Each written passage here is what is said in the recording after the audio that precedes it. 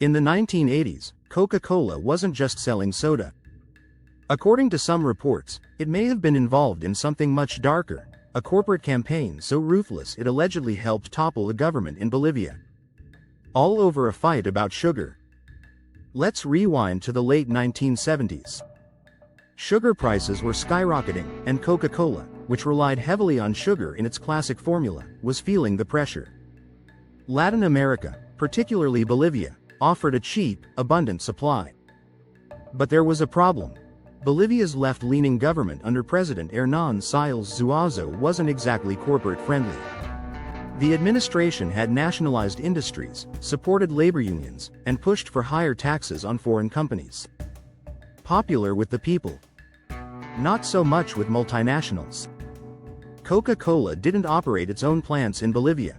Like in many countries, it worked through a local bottler. In this case, that bottler was Isaac Chacho Malki, a politically connected Bolivian businessman.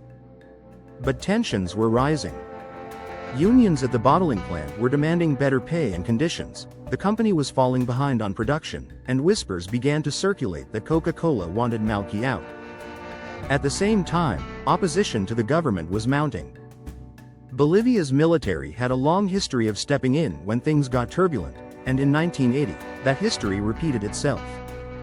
A brutal military coup, led by General Luis Garcia Meza, overthrew the government in a matter of days. The new regime was violent, authoritarian, and, notably, more open to foreign business. After the dust settled, Coca-Cola's bottling rights in Bolivia were quietly transferred to a new partner. Labor unions were violently suppressed. And businesses previously aligned with the coup began to flourish. It wasn't long before questions surfaced. Had Coca-Cola played a role, directly or indirectly, in the political upheaval? Now to be clear, Coca-Cola has never admitted any involvement. There's no smoking gun. But investigative journalists and human rights organizations pointed out a pattern. Coca-Cola bottlers got new leadership. Workers who had protested were silenced. And political allies of the new government had suspiciously close ties to the company. This wouldn't have been unprecedented. During the Cold War, the US and its corporations had a long track record of meddling in Latin America.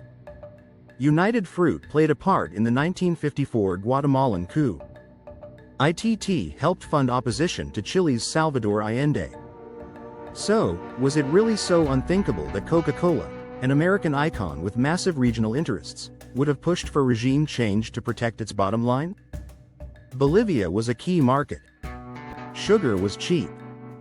And the profit margins were significant.